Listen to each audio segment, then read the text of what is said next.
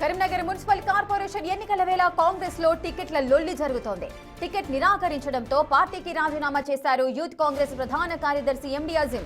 కరీంనగర్ నియోజకవర్గ ఇన్ఛార్జ్ వెలిచాల రాజేందర్ రావు వైఖరి వల్లే తాను తప్పుకుంటున్నట్లుగా ప్రకటించారు అజీం.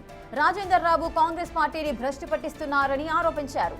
సభ్యత్వం లేని వారికి టికెట్లు ఇస్తున్నారని ఆవేదన వ్యక్తం చేశారు.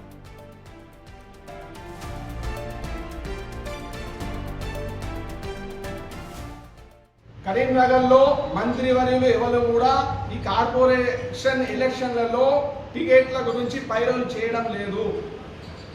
ఓన్లీ వెలిచాల రాజేందర్ రావుయే నేనే మంత్రిని నేనే సీఎంని అని నడిపిస్తున్నాడు. నేను చెప్పిందే వేదం.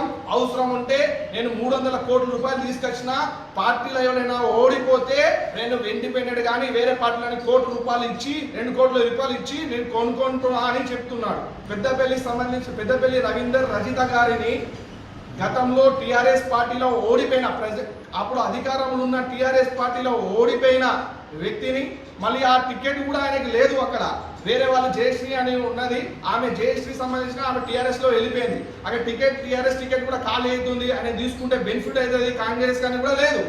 కానీ ఆయన తీసుకొచ్చి బలంగా ఉన్న కాంగ్రెస్ కార్యకర్తలను బలంగా ఉన్నప్పటికీ కూడా ఆయన ఏదో ఒక పైసలు తీసుకొని ఖర్చులకు పనికొస్తాయి అని పైసలు తీసుకొని ఈరోజు జాయిన్ చేయించుకున్నాడు తప్ప ప్రజలలో కూడా ఎక్కడ కూడా ఆయనకి అభిమానం కానీ ప్రజలకు ఎక్కడ కూడా సింపతి కూడా లేదు.